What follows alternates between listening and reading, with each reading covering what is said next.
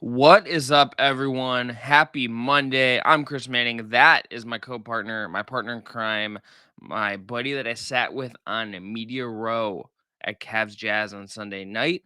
That's Evan Dammerall. On today's show, Locked on Cavs, your daily look at the Cleveland Cavaliers. We are going to talk about Cavs Wizards from Friday, Cavs Jazz from Sunday, and we're going to talk about one Darius Garland, who, folks, is pretty freaking good at basketball. Before we get into today's show, though, I want to thank you for making Locked On Cavs your first listen every day. Remember, we are free and available on all platforms. And the best way to support the show right now is if you're not on our YouTube already, go ahead and subscribe for us on YouTube and click those books for us.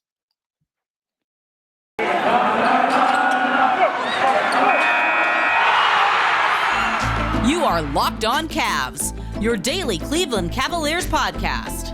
Part of the Locked On Podcast Network, your team every day.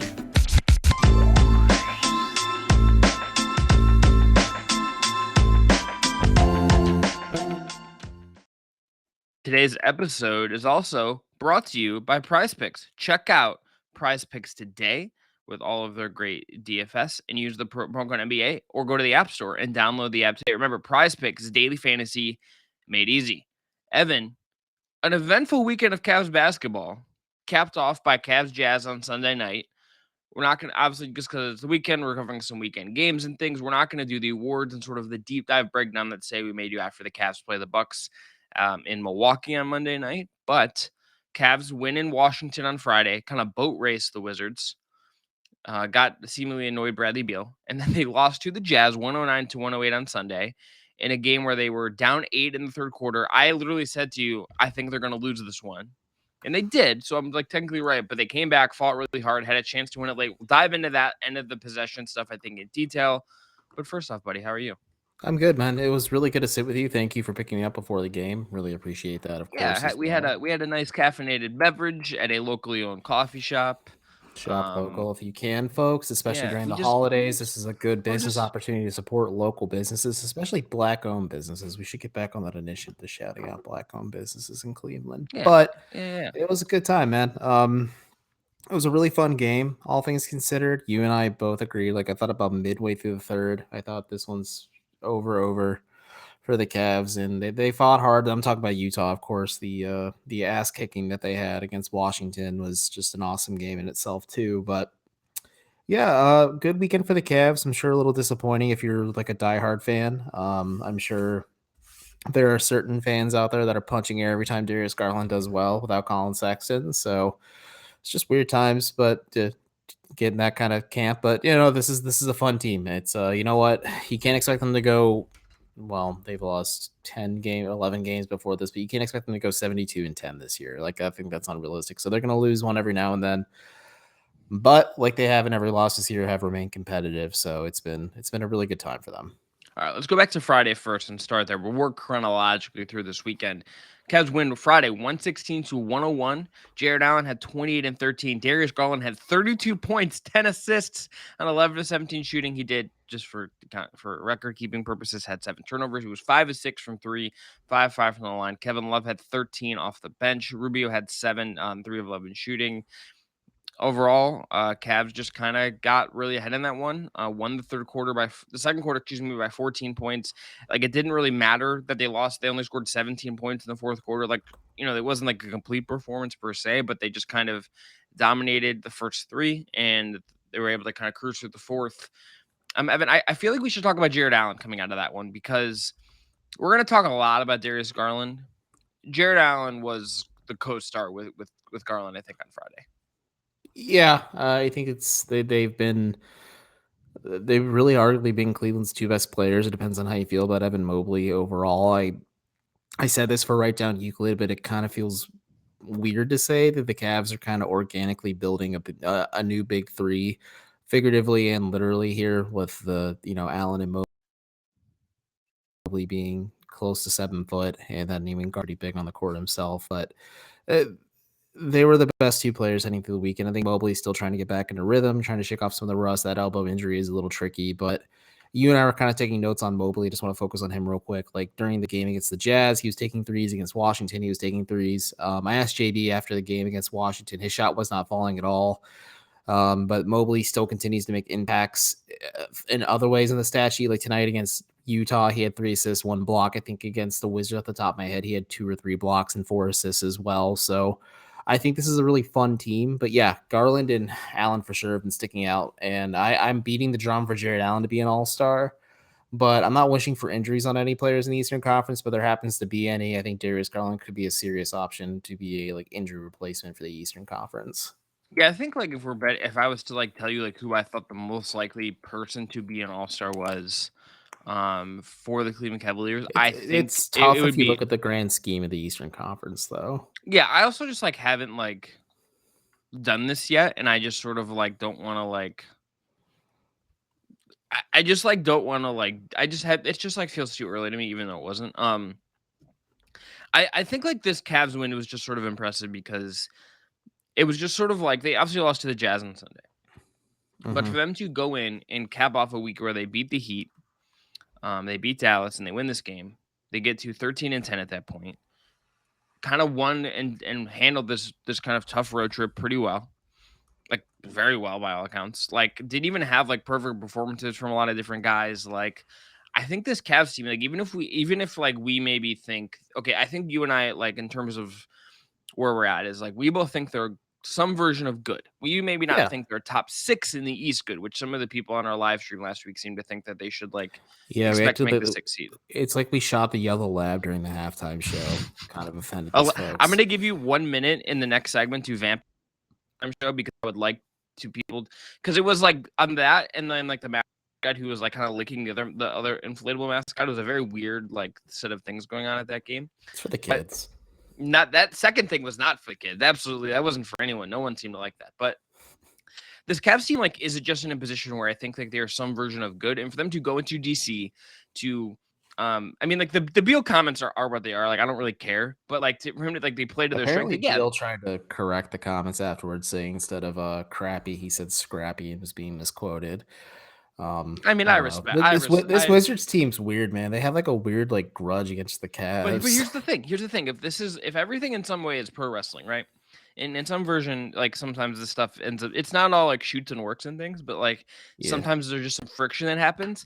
It's relatively soon, I think, but whenever the Wizards are playing in Cleveland, Bradley Beal is going to get booed. Kyle Kuzma is going to get booed. We Kyle were just had a Kuzma's gonna get game. booed harder. I'm sure there's gonna be some Cavs boomers that will never let the 2016 championship go, Sure, and sure, if sure, sure.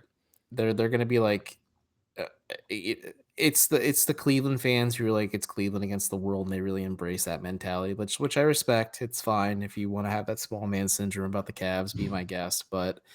Yeah, Kyle Kuzma and Bradley Beal are definitely going to get booed. I think Kuzma But more so because to like me, that his yeah, comments were all over the news, and like I had yeah, like my parents who don't watch the Cavs saying, "Who the hell is this Kyle Kuzma guy?" I'm like, yeah. well, he wears a pink sweater where the sleeves go to his ankles. What else do you need to know? Okay, well, regardless, like I think if there is some friction, if there is some heat, like I think that is They already beat the fun. Heat, silly. Okay. But it's not maybe not going to be like 23-cent pizzas and Deshaun Stevenson and Jay-Z and Soldier Boy all over again. But like I'm here for a little Wizards Cavs friction. Like I think that is fun. I like a little beef. I think it's kind of fun. Um, Hmm. Also, again, I just think like Jared Allen for teams that are not like we saw some limitations perhaps against Gobert. We haven't seen him against someone like Embiid this year and et cetera. Like, and I think there's some stuff there that could be interesting to watch. But I think it's interesting to like see him go up against a team that started Daniel Gafford, who's like a solid NBA center, and Harrell, who played really, really well against the Cavs the first time out and should be like in the sixth man of the year conversation. And he's having a Yeah, I really, mean, really good he year. played so well that Jared Allen said the Cavs took that personally, that he Yeah. dominated them in the And paint. So Jared they like Allen, they made like a yeah, concerted effort to like stop him yeah, because they're like, oh, he embarrassed us in our house. Let's go embarrass them in yeah. theirs. And like Allen had a case of the Heralds in Washington on Friday. Yeah, so like the Cavs went out, did really well in that game, and Jared Allen was very good. Evan, after the break, let's talk about Cavs Jazz, a game that had a lot going on. It was a little all over the We got to place, talk about but flyball too, the real topic that matters. it's true. But first, got to tell everyone about our friends at Prize Picks. Prize Picks, as we said at the top, is daily fantasy made easy, and it's really simple to do. All you got to do is pick um, a pick a couple 2 to 5 players in an over under in their projections. You can win up to 10 times as much on any entry, and it's just you versus those projected numbers. They offer more NBA props than any other DFS prop operator and offer all the superstar players as well as bench players, only recording a handful of minutes each game. PrizePicks allows a mixed sports entry. So you can take the over, let's say, on LeBron, combined with the Mahomes in the same entry. All you got to do is, again, use their award-winning app that's available both on the App Store and Google Play. Entries can be made in 60 seconds or less. It is that easy. It is safe and offers fast withdrawals. Look, if you want to take full advantage of this as a Locked On Cavs listener, use the promo code NBA, and you're going to receive a 100% instant deposit match up to $100. Again, promo code NBA for that up to $100 match at PrizePicks. Today's episode of Locked On Cavs is also brought to you by DirecTV Stream. Does this sound familiar? You've got one device that lets you catch the game live, another that lets you stream your favorite shows. You're watching sports highlights on your phone, and you've got your neighbor's best friend's login for the good stuff. Well, I want to tell you about a simple way to get all that entertainment you love without the hassle, and it's a great way to finally get your TV together. It's called DirecTV Stream, and it brings your live TV and on-demand favorites together like never before so you can watch your favorite sports, movies, and shows all in one place. That means no more juggling remotes and no need to buy another device ever again. And the best part, there is no annual contract. So get rid of the clutter and the confusion and get your TV together with DirecTV Stream. You can learn more at directtv.com. That's directtv.com. Compatible device required. Content varies by package. All right, Evan. Let's get into Cavs Jazz. Cavs again lose this one. As an aside, real quick, from the DirecTV Stream ad, it's compatible with PlayStation 5s as one of like the few 10 people in the world who have one. So it literally is true, folks. You never need to buy another device ever again, because if you want to buy a PS5, you're never going to get one. That's fair. Cavs Chris lose was telling me a story before the game about how a mom had a moment that Target is out of PS5s. Yeah, being on the world right now is a wild time. All right, 109 to 108. Jazz beat the Cavs. Cavs go to 13-11. They were down by 8 at one point again in the third quarter. Came all the way back with Darius Garland and Evan Mobley and Jared Allen on the bench. Cedi Osman was back from injury, was incredible in this game. Stat wise for the Cavs, Darius Garland 31 points and 5 assists on 11 of 19 shooting, 5-8 from 3. Jared Allen had 17 and 10. Mobley had 14-12 in a block and a steal, also had 3 assists. Isaac Okoro had 6 points on 2 of 9 shooting, 2 of 7 from 3. Kind of a tough offensive night for him, and they let him shoot some threes. Kevin Love was only 1 of 6. Cedi Osman, though, 21 minutes, 4 of 7 from the field, 2 of 5 from 3, 11 points, 5 rebounds, 4 assists, 2 steals. Ricky Rubio, 15 on 6 of 11 shooting, had 2 assists and 4 rebounds. All right, Evan. All right, let's go to the end of this game, because I think that's sort of the big takeaway for me. I think that we've talked a lot about how the Cavs kind of fight, that they deserve a lot of credit for that before. Like, I think where we get to the end of this game, something I want to say I didn't realize in real time. And I want to shout out Dave DeFore, who first pointed this out on Twitter, the great Dave DeFore from Nerder on The Athletic. Go listen to that podcast. I think it's probably my favorite non-Locked On Cavs NBA podcast, or non-Locked On podcast. Pointed out that at the end of the game, the Cavs get a stop. They're down 1. They call a timeout with 16 seconds to go. They had a 5-on-4 advantage at that point. I didn't see this in real time because I kind of just assumed they were going to take the timeout. But Donovan Mitchell had fallen down, and they had a 5-on-4. Rubio has the ball in his hands. I know seeing the discourse on Twitter is a little like the Cavs were gassed, like they needed to take a second to breathe. JB was asked about it post-game and basically said, I thought we could have got a good shot there, but I also just wanted to make sure we got into the right spots. And organized. I tend to think you got to just put your foot on the neck there and trust your guys to make plays in that situation. It's a really good advantage. And as we'll get into when we break down how the game sort of ended and how the last possession went, we saw you gave Utah also a chance to set itself and not have to scramble. And it was one of the reasons why the Cavs didn't get the kind of shot I think they were hoping for. Yeah, it's a big what if, honestly, because Garland was playing with a bit of a hot hand, and out of the timeout, Darius had the ball in his hands to end the game. JB said 10 times out of 10, this is something he would do every time in that situation because he has that faith in Darius Garland. But it does make you wonder that the Cavs are playing 5-on-4 with Donovan Mitchell down just because he was trying to recover, that maybe the Cavs get an easier look and they do win this game. So like that is a big what if. Yeah, it's tough when you think about it. But like, yeah, I think you make an argument for both sides of it. I mean, I don't want to play both sides here, but like, yes, the Cavs probably should have called a timeout to reset it themselves because they could also have they're a young team. They could have like melt down in spectacular fashion and lose the game that way. I think JB is just trying to draw up a play. He's not very good at drawing out of timeout plays. Like that's one of my biggest complaints with JB Bickerstaff. They run the same play and he usually gets defended pretty well every time. I think they need a little versatility in that regard, but yeah, I think just the problem is Utah is a well-coached defensive team. They are a veteran team. They are, as Jetty Osmond put it, they are. I wouldn't say necessarily a favorite to make the NBA Finals, but I wouldn't be surprised if they made it out of the Western Conference somehow. But as David Locke, if you're listening, please don't slash my paycheck for saying that. But Hey, David Locke I was texting him during this game, has a lot of positive things to say about the Cleveland Cavaliers. Looking forward to having yeah, breakfast. David, I'm putting you on the spot now. You, me, and Evan, we're having a nice breakfast somewhere, a at brunch All Star. perhaps over All Star Weekend. Let's go to La Petite Triangle and have a nice French breakfast Or before the if we need game. to, like, if the city's like a little overwhelmed, which it might be, like, there's some, we can. I have a car. We can figure this out. Chris has a car, folks. Don't worry. But Look, Evan and I also talked a lot about how cars in downtowns are bad. Shouts to Kevin Sankwitz. Shouts to urbanism. Let's go. for real, Mayor-elect though, Justin Bibb lives downtown, doesn't have a car, and that's awesome. Anyway, we agree that e-bikes are the more conventional means of travel because in thank my you. building, a lot of people have like a lot of Okay, Mercedes and we're done. Audis. We're done. But anyways, That we'll save the urbanism for August. Continue. we'll save the urbanism for August when we need something to complain about.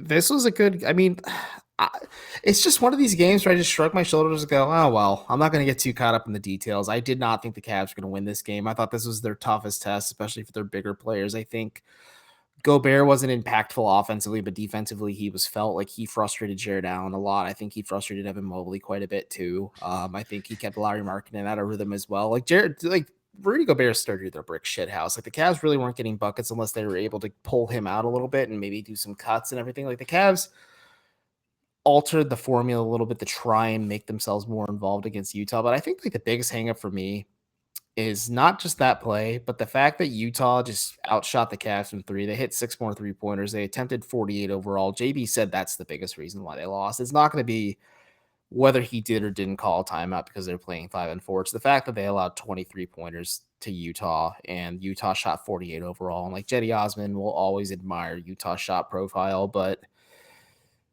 I just shrug my shoulders and say, you know what, I didn't think they were going to win this game.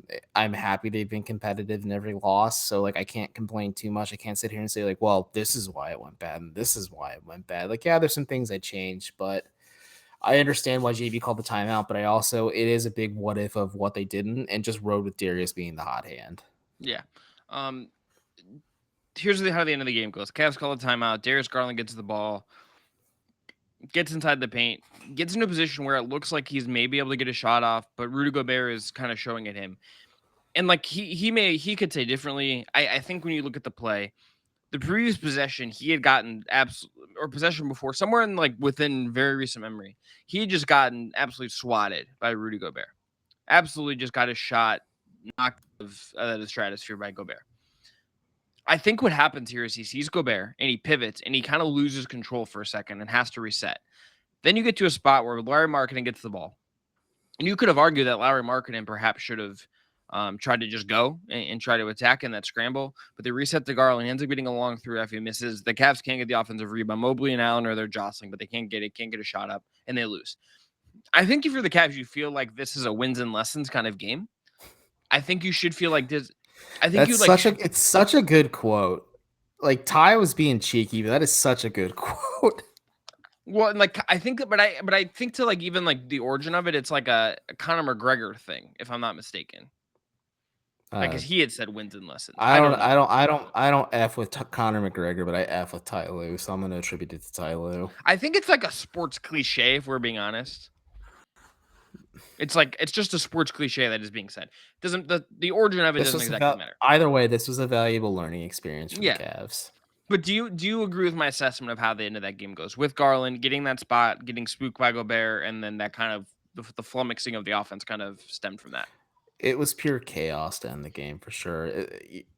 And the problem is the 3-pointer Darius ended up taking, it almost went in. It bounced around the rim and off, and like you're like, When he made some shots in this game that we'll talk about in the next segment where he like that Yeah. one hit in like the third quarter that I think I like smacked your arm because I was just like, I can't Yeah, believe you you took did. that and No, made that because the he moon ball punched on me, it. and I was Yeah. just like, ooh. Chris and I try to remain neutral as members of the media in the press box, but there's a few times I'm like, oh shit, like that's a big play. Yeah. Um, It is fun again, to get excited about like the game itself without you yep, can get excited without like rooting. Like if you're not like yep, enjoying it, then you're not there for sports. I spectate well. Justin Rowan. yep, yep. So it's just long story short, I thought the Cavs had no shot. It was admirable that they even were in this position to begin with because the game felt over around the end of the third quarter, early into the fourth, and then they clawed back, they fought back, and it's kind of just what this team does. And you do wonder maybe having Colin Sexton out there to get a few easy buckets, even though statistically speaking, the Cavs are playing a lot better without Colin on the floor right now. Mm-hmm. It's a big what if. I think it was just a chaotic end of possession. I think a little bit of youth and experience. I just think Utah just being a very well coached defensive team and Rudy Gobert being such an imposing force in the paint, just like I just shrugged my shoulders. Like I didn't expect the Cavs to even be in that position to begin with, but they are such an admirable team that they clawed and scrapped and fought the way to be in that position. And I can't just help but just throw up my hands and say, yeah, it was a fun game. Hey, if you paid for these Sunday night tickets, like you got your money's worth. Like this was a fun game overall. And Darius is incredible. Him taking the next leap, I think JB had a lot of strong things to say about him. But Chris, you know what strong Well, things we have to say? hold on 1 second. Oh, You have 1 minute. 1 minute. Oh, right. Oh. Tell everyone about the halftime show. We have 10. You have a minute on the clock starting now. So it was a little goofy. They were rolling out these tarps, and I see these dogs like barking, going absolutely nuts. And I'm just sitting like this, just glazed over, because I'm like, the Cavs are down. They are down a little. They're down by 5 at the halftime. So you're like, okay, there's a little bit of chance here. I'm like trying to come with some questions post game, maybe things like that. Just like kind of go through my notes mentally and just like what I've been writing down on my own, just to figure out what I want to talk about. That I look over and I see a bunch of dogs barking. It turns out this is a competitive event where dogs have to jump over like 4 or 5 hurdles, if I remember correctly, hit a button, and where it dispenses a tennis ball, and then they have to carry the tennis ball and sprint back over those 4 or 5 hurdles. And it's like they do multiple heats, and there's 2 teams of dogs, and they did like a warm-up lap, and there's this Labrador retriever who is just like absolutely barking and going crazy and just like hyping up the rest of his team. He's like barking. Like he would be a cavalier really if he kept barking so much like that. But it was just incredible to watch. I thought I was watching like dog racing, which I'm like, oh, this is illegal. But it was fun. It was interesting. I don't ever think I'd know what fly ball was before this, but it's a legitimate sport. It's like a legitimate competitive event. Like there's tutorials online where you can train your dogs to participate in fly ball, and it is a sport that has been around since the 60s. Dear God. But either way, it was fun. It was neat. There's a lot of good dogs there. But the team, the Yellow Lab won. Chris Manning is calling himself the Yellow Lab of everything. But like I was captivated by it. Danny was like getting hyped about Danny Cunningham, friend of the pod, was getting hyped up about it. Behind us, Spencer Davies was not present, but Mac Robinson and I are like doing like, what the hell? Like these dogs are so entertaining. And I think it just made up for the fact that God works in mysterious ways. He made the third quarter feel like the longest third quarter of my life. And I took 2 minutes. So why don't we take a quick break and hear from our wonderful sponsors through our voices? Yeah, that's right. First, got to have one of our friends at Built Bar, the best tasting protein bar on the market. Look, Built Bar is a great tasting bar. They have so many great different flavors. I had a caramel brownie one today that was an excellent little kind of get rid of They're my my sweet tooth. post-workout snack right now as I try to get into shape for the holidays. That's right. They're great. And look, if you need a little like you want to save your treats for maybe around the Christmas time, and there's going to be a ton of cookies and sweets, go for a Built Bar right now. Like if you think about a piece of pie, for instance, those have 300 calories in a slice, if not way more. Built Bars have about 130 with only 4 grams of sugar and plenty of protein. They're covered in 100% real chocolate. They're great for when you're hungry. So grab some today. Use the promo code LOCKED15, and you're going to get 15% off your order. Again, use the promo code LOCKED15 for 50% off at Built.com. There's new flavors dropping all the time, so go check them out. Today's episode of Locked On Cavs is also brought to you by BetOnline. BetOnline has you covered for all season with more props, odds, and lines than ever before as football season continues to march towards the playoffs.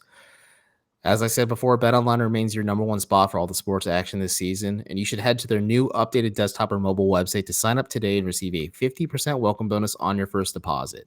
Just use promo code LOCKEDON to receive your bonus. From basketball, football, NHL, boxing, UFC, maybe even Canadian football, and favorite Vegas casino games, do not wait to take advantage of all the amazing offers available for the 2021 season. BetOnline is the fastest and easiest way to bet on all your favorite sports. BetOnline, where the game starts. All right, Evan, let's talk about Darius Garland. So Darius Let's. Garland had, I think, the biggest weekend of any Cleveland Cavalier. 30 points in back-to-back games for the first time in his career. 5 of 6 from 3 on Sunday. 5 of 6, for 3 on Friday, and was pulling it up 5 of 8. So 10 of 14 over 2 games from 3 for Darius.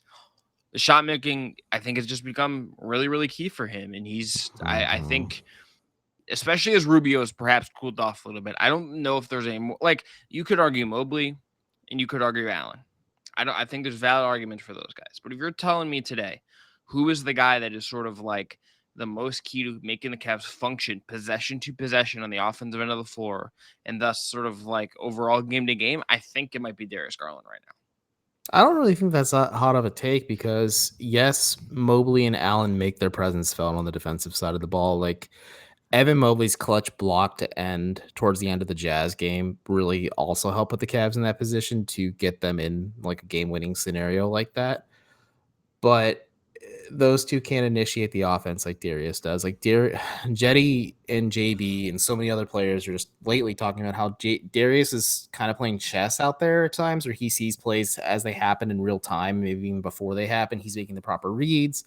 He's making a concerted effort to get the other players involved. Like Chris and I pointed out, like I think the Jazz respect the fact, like they're one of the first teams really to respect the fact that Darius's bread and butter play is a pick and roll Jared Allen with either a lob or a quick pass towards the rim so Jared can get an easy dunk. And Rudy Gobert read that twice in the third quarter.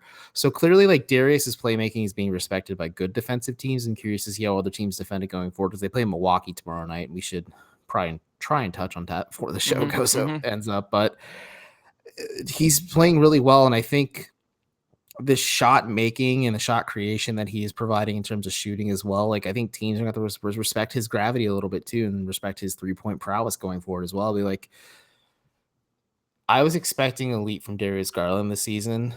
I was really expecting it when Colin Sexton came down. JB Bickerstaff said Darius is more or less carrying this Cavs team ever since Colin Sexton went down. So it's been really fun if you are high on Darius Garland, and I think he is just a really good player. Like I don't think that's that hot of a take. Like I think he could get all-star considerations this year with how well he's playing. I don't think he'll get into the game, but I think he will maybe someday.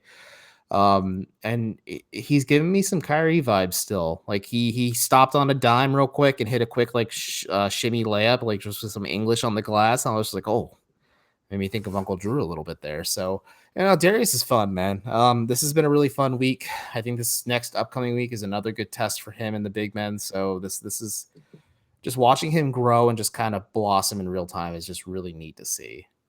Him doing what he's done post Colin has just been, I think, why the Cavs have so much to full. Like I think we'll see what the Cavs. Did you expect a leap like this? I think I expected a leap because I think the shot making and stuff was like shown in flashes. Dramatic of one. Like I expected there to be like a little bit of a lull with Colin gone, but like Darius is just clicked right away. So Jackson Frank, who is perhaps higher on Garland than anyone that I know, and maybe we'll get Jackson on the pod to do a Darius Garland deep dive at some point. Jackson's great, other than Justin Rowan himself. Yeah, but I don't count people that are team contractors or whatever. Jackson Frank pointed this out. Jack Frank _GIF on Twitter. So Cavs post Sexton coming into Sunday's game. This is Garland taking about 6 more shots per game. He's averaging about 6 more points per game. He's up to scoring aggression, and he's averaging 22, 7, and 3 on 57% true shooting since Sexton's injury. That is like, if you want to say like why the Cavs have had an ability for their offense to like remain afloat, without Colin Sexton. That is like a big reason why. Darius Garland is like that dude, I think. And I think like think about that moonball 3-pointer he hit in this game. Like Where he just pulled punched me up. in the arm. Yeah. This is a guy that is like flashed that the first 2 years, and this is the first year where like you're seeing his ability to get into the paint and read stuff is there, but he's also maybe pairing him with the shot making. And if this is something that is like truly real, if this is something that is truly like now just part of what he is as a player, like this is a guy that Cavs should absolutely be thrilled to build with for as long as possible. And like they have their core, and like if their Like, do you think it's a trio. hot take to think that like Garland, Allen, and Mobley are the core three of this team, and you Oh, build no, no, around no. those three? That's what I was literally about to say. I think those are the 3 guys that if you want to say these are our 3 guys that are lock solid in what we're going to do, it's those 3 guys. And Mm-hmm. Sexton is probably the 4th, depending on how things play out. He could be the 4th. It depends how This, he bounces back from his injury and how the contract stuff yeah, goes. But yes, this, Sexton could be yes, like the Sexton, yeah, high end support piece for these yeah. three. Sexton could be number 4, and then like everything else, you could like talk me to a bunch of different things. But Garland is having the kind like this is the player that I think I said this when I was on 92.3 last week. This is the guy that Cavs, when they picked him 5th out of Vanderbilt, even after they had Sexton the year before, and they loved a lot of what Sexton did. This is the guy that they hope to get all along. This is the guy that we've seen this year, the guy we've seen since Colin Sexton has been out. This is the guy that Cavs have been waiting for, and Darius Garland is on his way to being a star. All right, Evan, let's talk real quickly about Cavs Bucks, because the Bucks are going through some stuff. They just had a Boogie Cousins. Brook Lopez had back surgery. They had like a very bizarre starting lineup over the weekend where they had like the guy they picked like 60th in the draft or whatever, or 59th or whatever. I think they just cut him for Wes Matthews too. Yeah. So like this team's they're still, but they're defending champs. They're 15-9. I was listening to another pod that won't be named, and one of the hosts had pointed out that like Drew, like the lineups that like Drew, Giannis, and Middleton is still like very good, even without like the Brook part of it. And maybe we overthink sort of Brook's impact because of how important he was in that when they were to the finals last year, just post the Bucks, post the net series especially. But give me something you're looking for Cavs Bucks. And the Bucks, by the way, were off on Sunday night, so the Cavs they'll be getting the Cavs will be getting them. They last played on they beat the Heat on Friday, and they were off on Sunday, whereas the Cavs obviously were not on Friday. Yeah, but and the Cavs, as when we were doing media, they were getting ready to literally fly to Milwaukee right after this game. yeah, I'm gonna check the injury report as I talk because Giannis was out Friday against the Heat, so I'll see if he's available for this game. But either way, heading into this game, does not have it. So either way, it's an interesting matchup for the Cavs overall because against Miami, they started Drew Holiday, Pat Connaughton, Bobby Portis, Chris Middleton, and the guy they picked 60th overall that they cut for Wes Matthews. I'm not going to butcher his name. It's a lot of letters, folks. But like Drew is an interesting. Milwaukee has the pieces to defend the Cavs really well. I think Drew will probably put that's going to be a really tough test for Darius. I think the Cavs are going to have to get creative on how they get Drew off of him and switch scenarios to get him to be more impactful. If Giannis is available, like if they put Mobley on him to open things up, like that's a really tough ask for Evan Mobley to defend, but I think he'll do it adequately. I think Bobby Portis and his switchability is interesting too. I think Boogie Cousins introduces an interesting wrinkle for the Bucks. I do think Brooks' value is overstated. Like the guys on the Euro step, I listen to them. Shouts out to friends of the pod, Ty Winch. I listen to them quite a bit. I think Brooks' value is a little overstated. I think it will be missed defensively, but like the Bucks are such a sound team on both ends of the floor. Like they're so highly efficient on both ends of the floor. And Mike Budenholzer is a coach who maximizes the talent and potential of his roster. So I think they'll just be fine. Like back surgery could be career altering for Brook, but at the same time, like Giannis is best used at the 5 for Milwaukee, and Brook was kind of more or less phased out in the playoffs. So again, like his impact wasn't really as huge as people maybe are leading on. Giannis is really the X factor. If he's available, like Allen's gonna have his hands full, Mobley's gonna have his hands full, Drew's gonna make Darius's life tough. I wonder how they're gonna play Isaac Okoro straight up. Like, are they gonna sag off him like the Jazz did tonight? Because Fear the Sword contributor and friend of the pod and Basketball News' own Mark Schindler pointed out, like it is frustrating at times to watch the Cavs on offense and defense is just kind of disrespect to Okoro and he's floating on the perimeter because they want him to shoot 3-pointers, and sometimes he makes them, but most of the time he doesn't. I don't know what his percentage is at this point, but I know it's suboptimal to say the least. This is a big test for the Cavs. If I think this is like the biggest test they have. Like the Bucks have been a little funky this year. They had a little bit of a championship hangover, but I still think they legitimately have a chance to repeat this year. And if Cleveland is serious about being in the playoffs, this could very well be a team they play in the first round too. Let's see how they match up. Like, let's roll the ball out. It'll be fun. Plus, Fiserv's a dope forum. It's one of my favorite arena. It's one of my favorite places to visit in terms of league arenas. Yeah. This should be a fun game, Central Division game. We'll see how the Cavs will look on the second night of a back-to-back. I will be curious to see also how the Hold up. Bucks. There might be implications for this one too. Yeah, well, I mean, big bets, more big games. Yeah. There's implications on this one. We're gonna check. Okay. Division. I'll just say that divisions are dumb in the NBA and we should abolish them. They're I will games back currently of Milwaukee at 13-11. I forgot Chicago existed for a second, and they're really good this year. Yeah, Bucks and the Bills are good. I just said we'll be perpetually curious to see how teams defend Okoro. Every team has done something different to it, and the Jazz took it to an extreme to some degree with often having Gobert on him and just Gobert camping and help side. The Cavs at times were willing to feed Isaac the ball, and at times willing not to. There were times where Darius could have just fed him the ball for a corner three, and he didn't because like that, and that says something. So I just will perpetually watch this, and we'll see how that goes. But that is going to be it for this episode of Locked On Cavs. A very busy weekend of Cavs basketball. Hope you guys enjoyed the pod. Hope you guys have enjoyed all the basketball and have had some fun with this team because I think Evan and I have. But we'll be back tomorrow with another dive into the game. We're going to go back to our normal recap format, considering it's a weeknight game. So we'll do our big takeaway, the stats of the night and things, and then some cleaning out our notebooks for that one, and barring any other news or anything that does happen in that game or before then. But thanks again, by the way, for making Locked On Cavs your first listen every day. Remember, check out Locked On Fantasy Basketball if you want a great second listen. Josh Lloyd kills it, so go check that out. And remember, until next time, I'm Chris. He's Evan. We'll be back again tomorrow. Please subscribe on YouTube if you haven't already. Have a good rest of your Monday.